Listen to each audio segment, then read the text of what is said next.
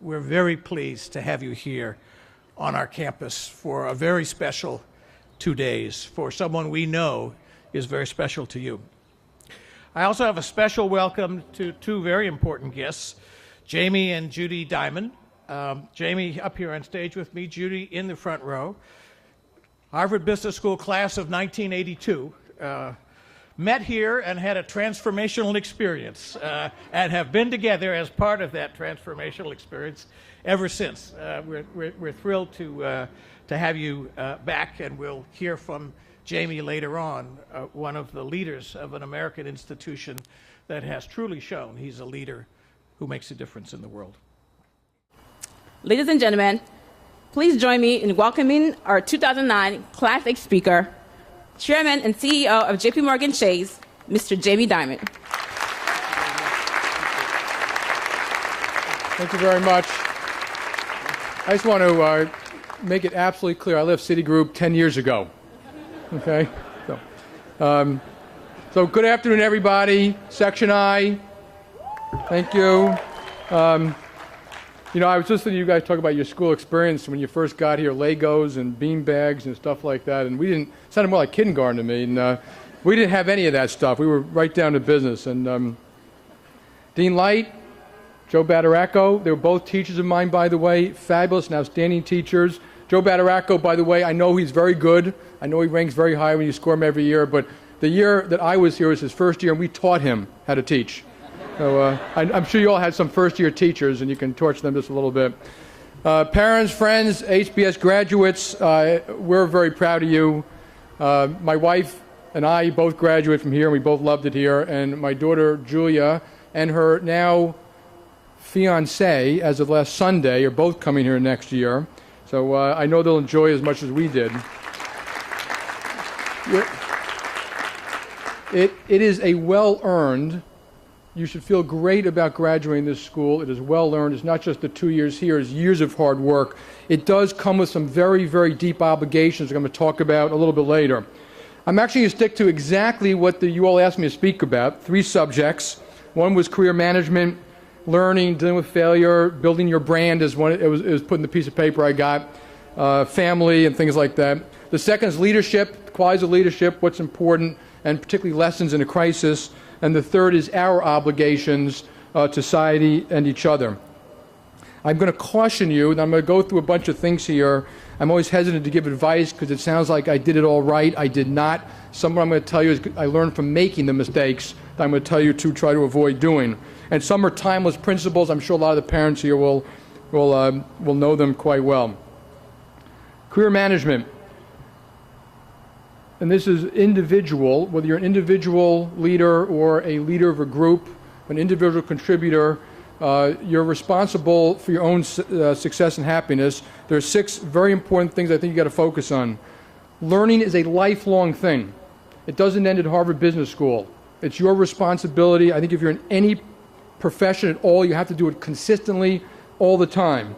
I think I spend probably 50 or 60% of my time learning, reading, talking to people, traveling. It's the only way you can keep on top of this global world of ours. And it's even tougher now because of the globality of the businesses you're all going to deal in. How? Reading is the most important one. But the second one, which is often forgotten, is talking to other people. You can learn more from speaking to people in 15 minutes than if you spent your life doing something. They can explain it to you, and you can learn from watching people.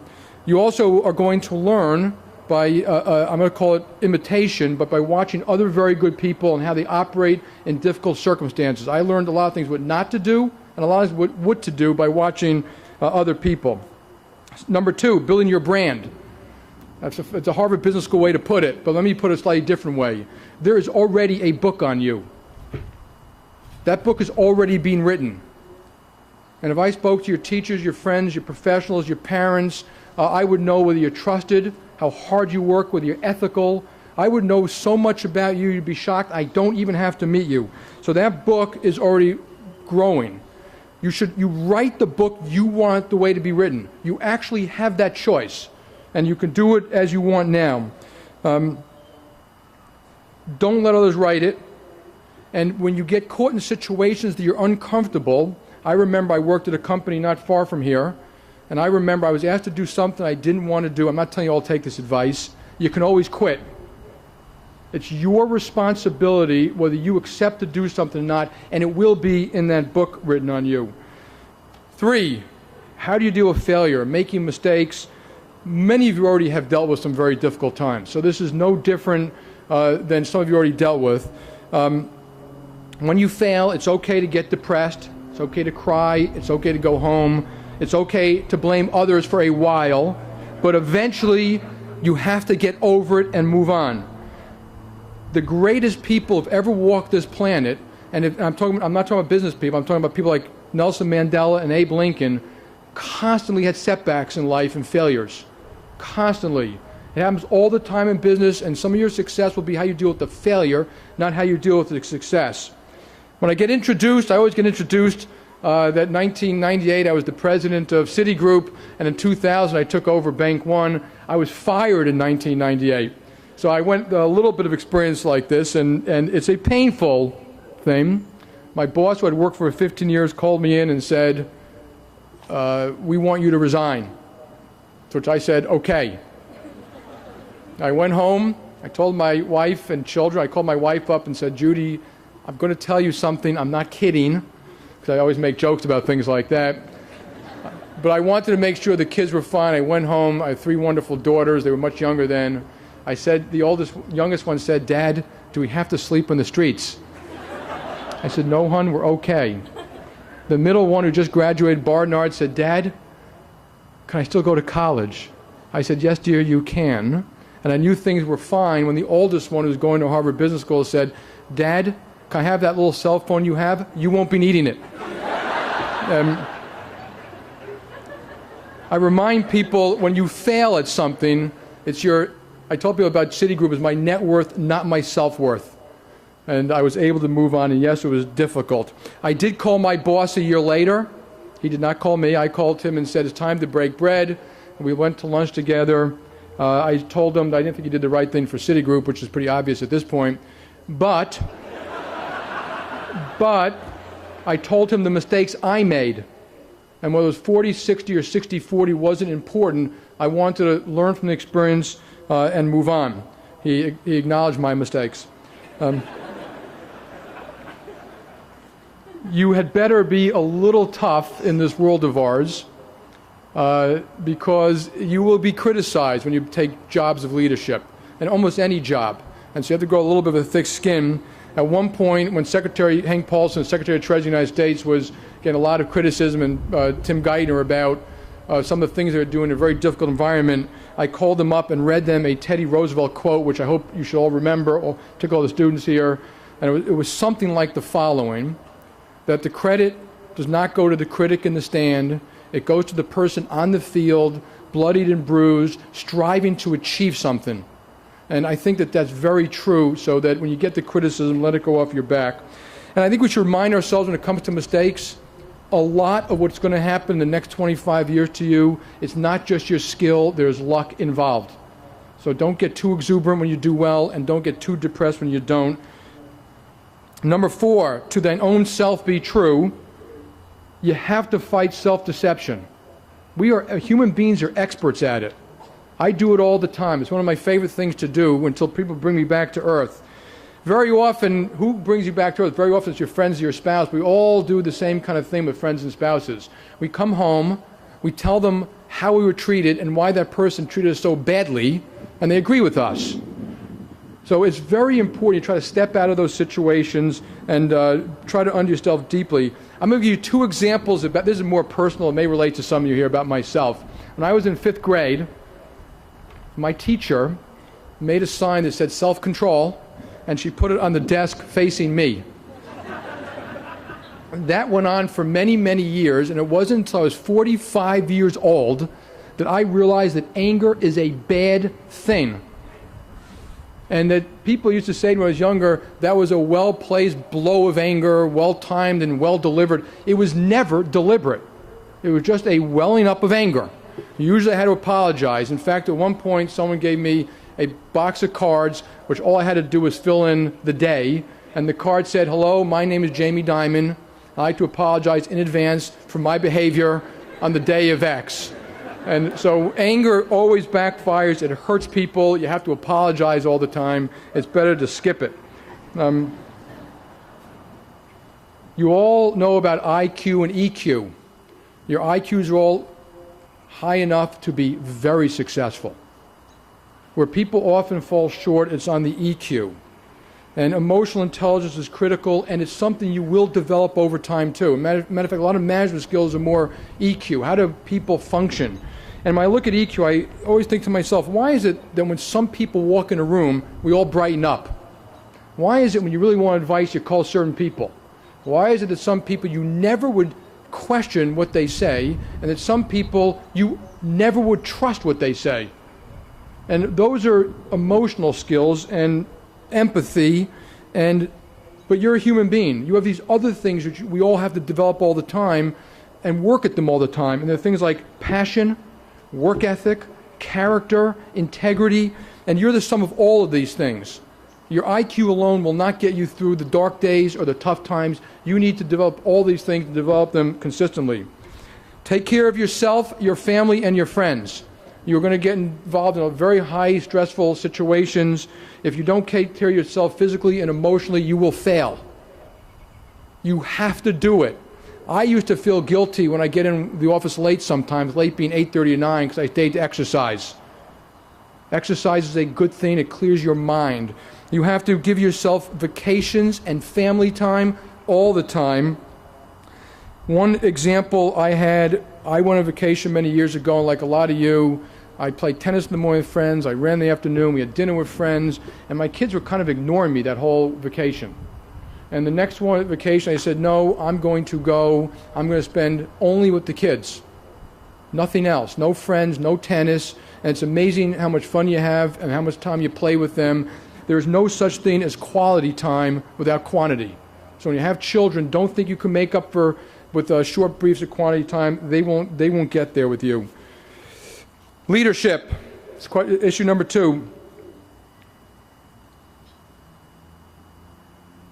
First of all, it is an honor, a privilege, and a very deep responsibility to be a leader of a small group or a bigger group.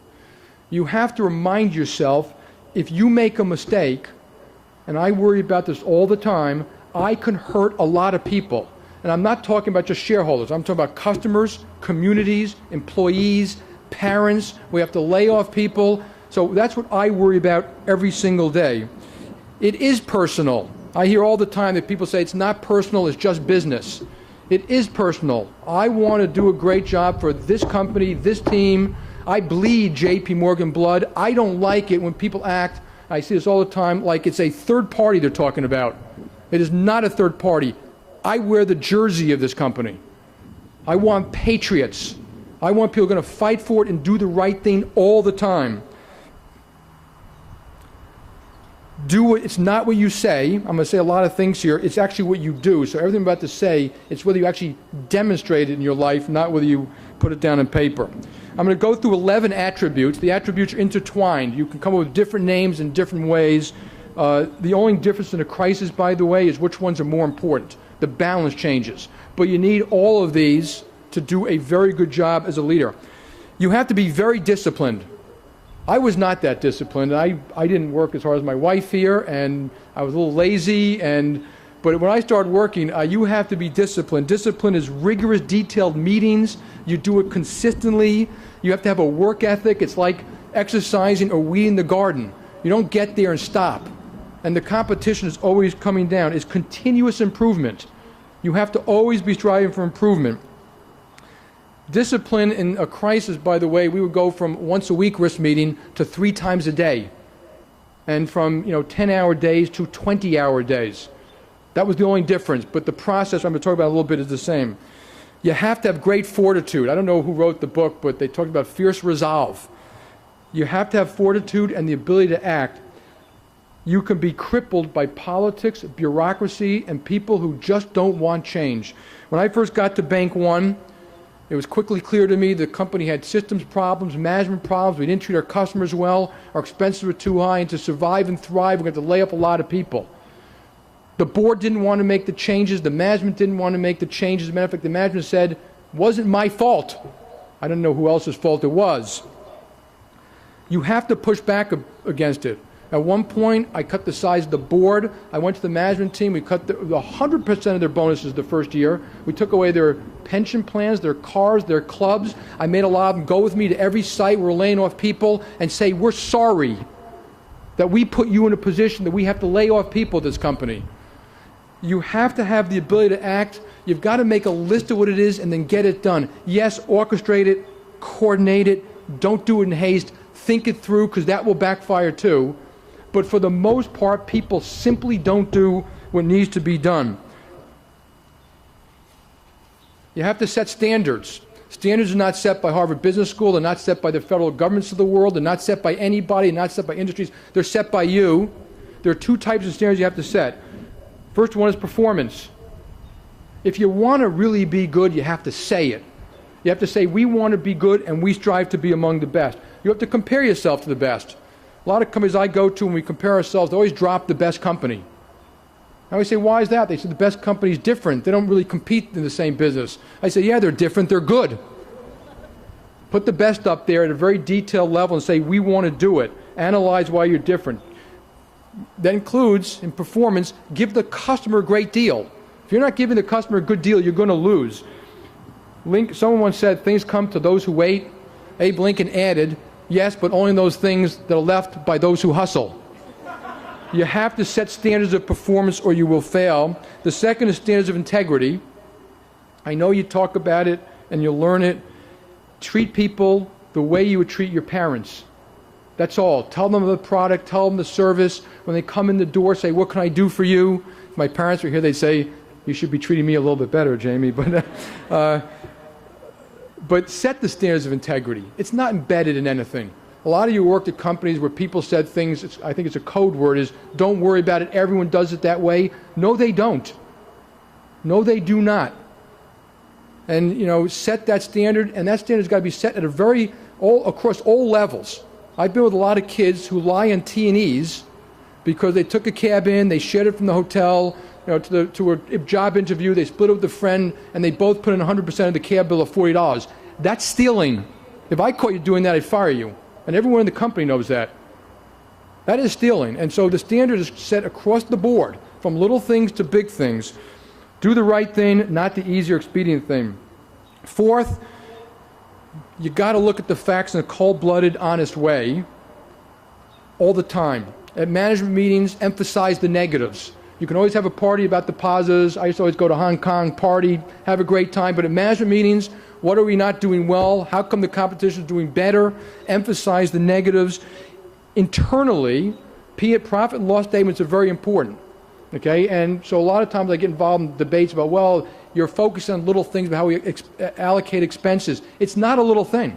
A lot of companies allocate expenses inside, and the allocation is political, not economic. And that does two things inside a company. It means your numbers aren't honest. In fact, I've been at a company where people say, well, let's move the profits to the part of the company that has a higher public valuation. I call that financial misrepresentation. You're teaching your own people to lie. And that goes on in these companies. So P&Ls are very important that way. Aggressive accounting is the same thing. I'm not going to go through a lot of examples. I don't know if you still have that GE case and the Westinghouse case. Compares, can you still do that one? That compares accounting. When people do very aggressive accounting, it's in one spot, it's usually in a lot of spots. It tells you something about the company. So keep your eye out for that one. Externally, full disclosure. There's only one truth. We try to tell the board the same thing we tell the employees, the same thing we tell the analysts, the same thing we tell employees. The good, the bad, and the ugly, and then deal with it. It's okay. We're never going to do everything exactly right.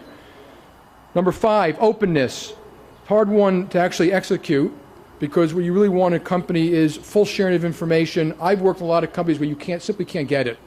They say it's not your job. It is your job. We want to have full information and then have a debate about the right thing to do.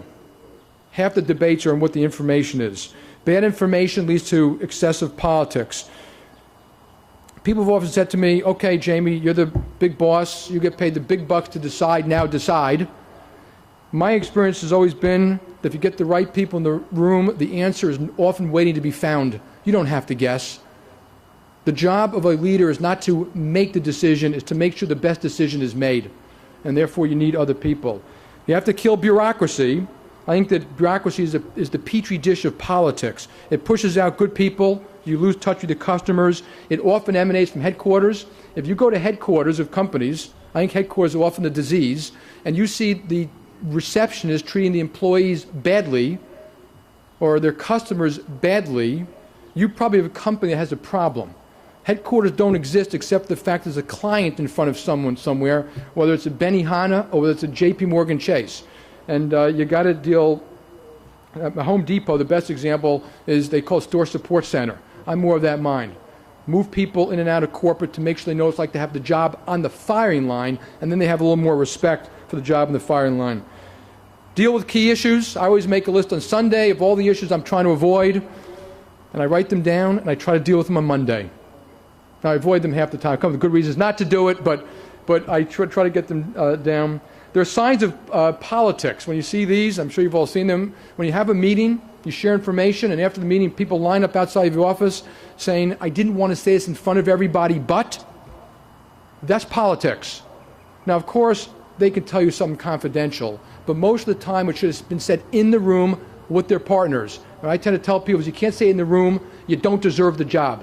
Say it politely, say it reasonably, but say it, because you're only trying to do the right thing for the company or the clients. At one point, we had a conversation about compensation. We actually reviewed the top compensation of a lot of people, and someone said, you're going to make us all go through all the compensation of all the top people? I said, yes, I am. And the person said, well, don't they work for me? Don't I know what they contribute to the company? I said, no, they don't work for you. And how do you know what they contribute to the company unless you ask your partners?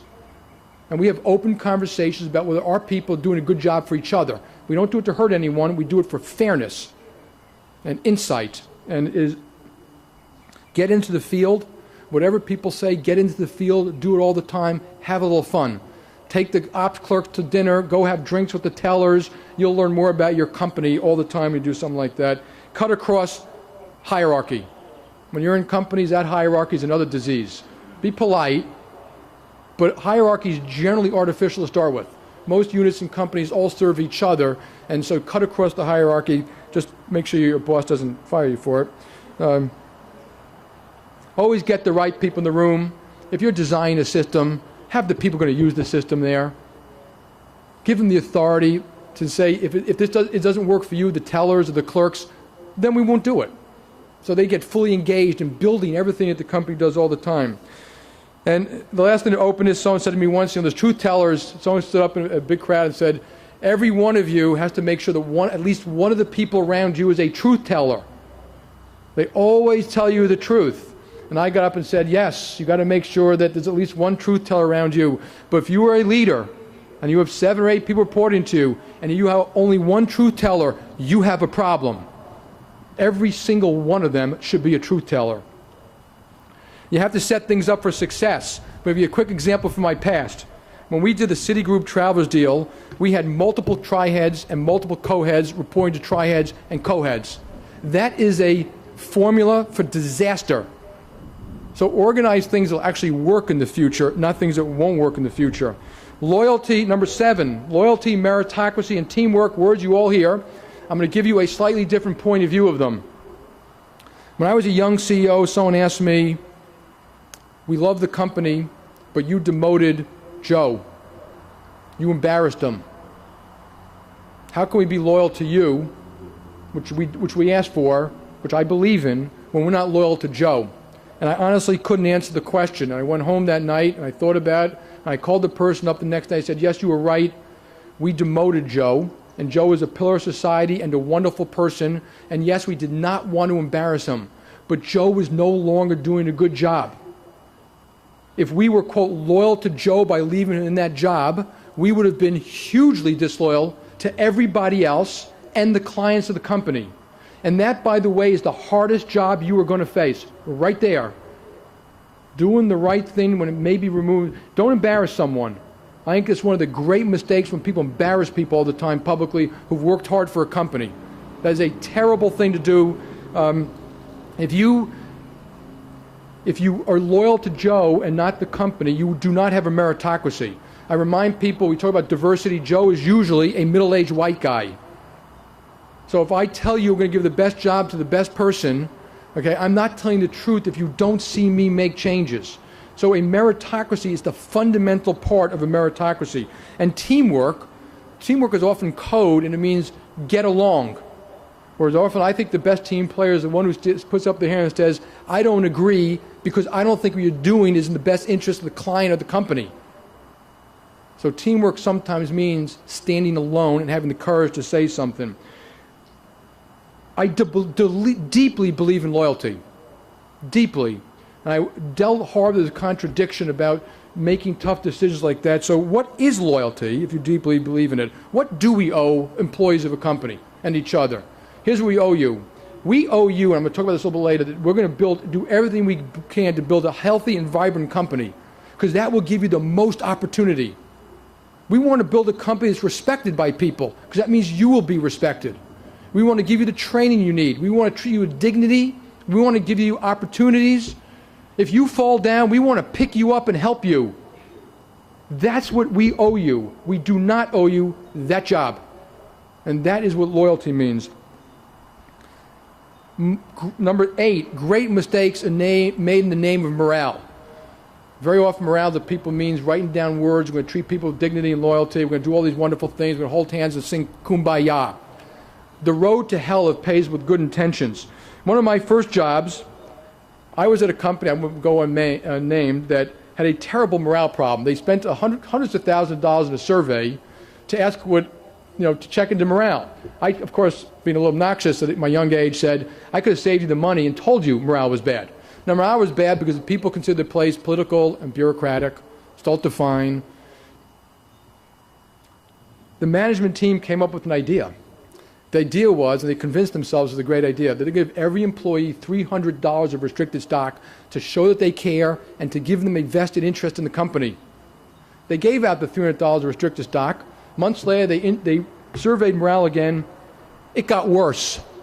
And I'm going to make a very simple, common sense example of why it got worse. And business is just common sense sometimes. If you walk up to me and say, Jamie, your company is political and bureaucratic. I don't like working here. I would never recommend to have a friend come here. And I look back and say, oh yeah? Well, here's $300. What you want us to do is fix the problem.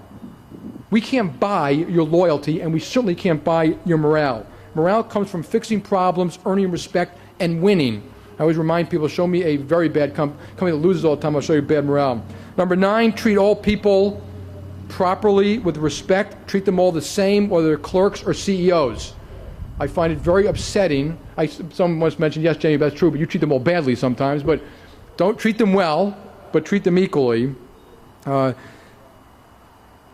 Everyone serves everyone else in a company, from that receptionist to that teller to the ops person, and we should always acknowledge that we serve people. If we don't return our phone calls, they're not going to return theirs. So I always remind myself that anything I'm doing for someone is because they have a client in front of them. Promote people who are respected. Ask yourself a question: you promote people, would you have your child work for that person? Because half the time we promote people, we would not let our kid work for them. And you should really question about why you would allow something like that. Number 10, this is one of the hot topics: get compensation right. So get the incentives right. Build the P&Ls right, get the incentives right. But I always remind people at our company, I don't care what the P&L says or what the incentive system says, do the right thing for the client anyway. That's never an excuse for bad behaviors. Companies, even big companies, we need entrepreneurs. So we have to accommodate thoroughbreds, people who want to make money, innovators, and so we have to make sure we have that inside our company all the time too. To get compensation right, you have to acknowledge that failure is okay. We want people to fail. I think they're good mistakes. You argued it, you thought it through, you talked to the right people, and you were wrong. And so you have to allow failure. Compensation, a little bit of a partnership. Internal fairness is often far more important than anything else that takes place. Performance is hard to judge. All this thing about somehow we should have an easy job judging performance. When we judge people's performance, we don't just look at that P&L. That financial statement is a snapshot of a point in time that's based upon decisions and actions taken by a lot of people over 10 years. We look at, did you work hard? Did you hire people? Did you train people? Did you do the right thing for a client? Do you help other people? Did you build systems? When we ask you to do something like recruit, did you help us or do you not show up at some of these recruiting sessions? So we judge the full spectrum of how people perform. And then the greatest misconception of all is when a unit doesn't perform, don't blame the boss. I mean, don't pay the boss. Well, sometimes you want to give your best person the worst job.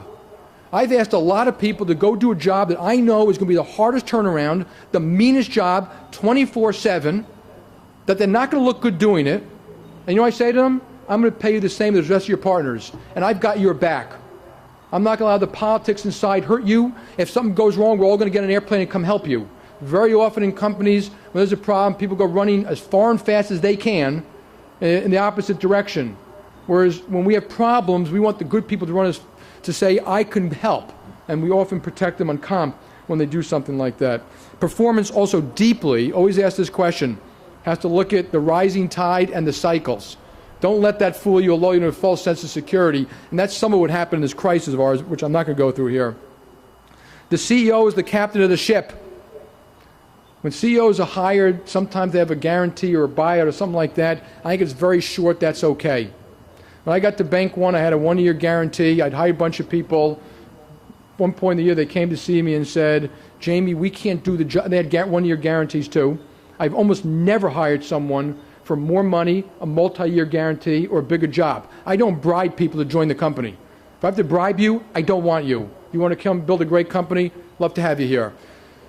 They came to see me and said, we're not going to take our guaranteed pay because we can't do what we have to do and travel around and make these tough decisions.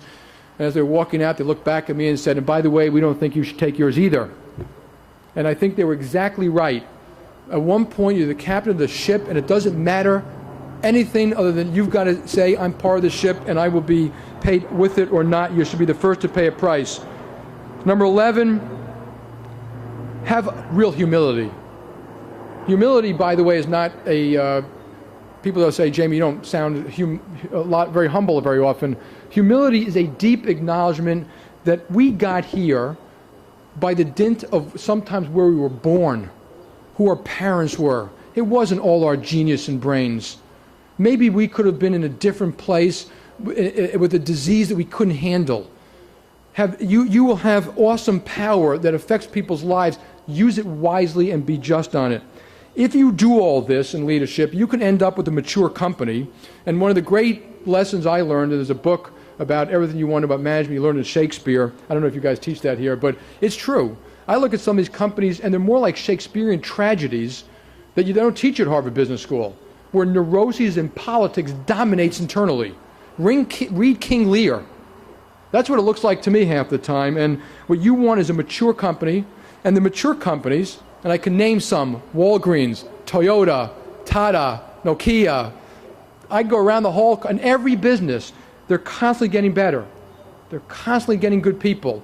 They always do the right thing. They always focus on the customer. It's not constant Sturm und Drang. When they change CEOs, the company doesn't blow up 5 years later. You want a mature company, not a Shakespearean tragedy. Third, your obligations are obligations to our companies and our societies. Some of these are my values, so you may very well disagree, that's fine. First of all, you are very lucky. We should all acknowledge that. Warren Buffett always gives an example of a barrel, that there are almost 7 billion people on this planet, and that most of the people on this planet, if they can take where they are, or stick their hand in and be somebody else, would stick their hand in and be somebody else. You can have, in the United States, if we open the doors, we might have 3 billion people who want to come here. We are very lucky. A lot of what we're good at, we were born with. And that gives us deep obligations. Leaders understand that they didn't build this country. I speak to a lot of my friends, I remind them, they didn't charge the beach at Normandy or do the Humvee in a desert in Iran or a mountain in Iraq. So everything they earned, they did not earn it on their own. Somebody earned it before they got here. And that should be a humbling thing for all leaders. If you want to be a leader, it can't be about money. and it can't be about you. It's about eventually what you do what you leave behind and what you did when you walked the planet. Teachers, politicians, scientists, generals left this planet better than us. And someone said, and I'll tell you what I think about it, said, what would you want on your tombstone? Think about that when you become a leader. What do you want on your tombstone? So here are 3 of the important things to me. I was asked once in China by a reporter, what's really important to you? And I started talking about the company. He said, no, what's important to you as a person? And I said, in this order, my family, humanity, my country, and somewhere down here, J.P. Morgan. And I do mean that, in that order. And I'm going to explain why. The family you brought into this world, the people who love you the most and you love the most, and I've always spoken about giving them time. The only advice I'm going to give you about family at all or friends, and this is more to the men than to the women here, turn off the TV. You don't have to have dinner with your buddies all the time. Your vacations belong to your family. Your weekends belong to your family. You got to do that, or you will lose them. And the reason I don't devote all my time to my family is because, as you all know, your kids eventually don't want to see you anymore either. And they all go have their own purpose in life. So I tell people the best that I could do, I think, is build this company I run as best as I can. And it's the best that I can do for the country and for humanity. The road to hell is paved with good intentions. I am devoted to making J.P. Morgan a healthy, vibrant company. And people ask me, what's the most important thing to you? Making this company healthy and vibrant. I will make enormous sacrifice to do that, because if I don't do that, I'm hurting our employees, our customers, our families, our communities. We are a very charitable company. We give away $100 million a year. We pay for our vets when they're called back to duty overseas. We pay their full salary. We invented ATMs for the blind. We teach inner city school kids. When the hurricane, the tsunami, the earthquake hit, we immediately sent money and aid. And I speak for a lot of companies. We are a very good company, but it is all predicated on being healthy and vibrant. And sometimes people forget that, and they let the company become sick, and then you're hurting all these things. So I spend a lot of my time making sure we can do all these wonderful things by making sure the company is healthy and vibrant. Finally, humanity and country. We're going to get through this crisis, so I'm not going to talk at all about the crisis. And I think America is a great place. I'm wildly optimistic about the future of America. It is still one of the shining lights on this planet. It has been and it will continue to be. But I am deeply troubled by the notion that success is a given. It is not a given. And this country has a lot of things it has to do, and policy is something that you're all going to have to start to work on to make sure we do things right all the time. To serve humanity, and I'm talking about America, but I think it applies to all countries, we all need to do things that make the planet better. In the United States, for example, we have had our 3rd energy crisis, which is an environmental crisis. The reason we have it is we do not have the fortitude to make decisions that other countries made a long time ago to tax energy. We come up with a lot of things that aren't going to work, and the one thing that will work we won't do because we don't have the fortitude. We, in the United States of America, and I know it's true for countries around the world, half of the kids who graduate inner city schools, half of the kids in inner city schools don't graduate high school. That is a disgrace and an embarrassment which we're going to have to work hard to fix. So I remind people that it's okay to share the wealth. I don't mind paying taxes. I wouldn't mind paying more taxes. But I also am very careful as we get involved in these things that we don't destroy the wealth by having bad policy. Bad policy can do that. I think Harvard Business School graduates can spend a lot of time making sure we have very good policy. The world needs your help. And you did mention it was a defining moment. I think it's a defining moment in terms of politics, the Middle East, America, and you, President of the United States. It is a defining moment, but a house divided doesn't stand. So I think we all need to do as much as we can. Many years ago, I'll leave you with 2 last thoughts. One last thought, and I'll tell you what I want my tombstone to say. Many years ago, I read an article in the paper that was written by a Medal of Honor winner. The person won a Medal of Honor on Normandy Beach, June 6, 1944. And the person said something like the following. I wish I could have gotten it for this, but I only remember it this morning. person said, "I will never forget that day or the people who died by my side. I am so proud of them, though I don't consider my medal earned by just me." He said, "But now I'm 70 years old. I'm looking back at my life, and I realize the people who deserve a medal are the people who for 70 years, day in and day out, were good parents, good friends, helped the sick, helped make it a better world, through thick or thin, all the time, in little ways and in big ways. And that's how you are all going to add to this planet too." So my tombstone, actually not my tombstone, I'm not going to show I'm going to put my tombstone, but I hope people say, we're going to miss the SOB, and the world is a better place from having been here. So thank you, congratulations, God bless you all, Godspeed, and help make it a better world too. Thank you. Thank you. Thank you.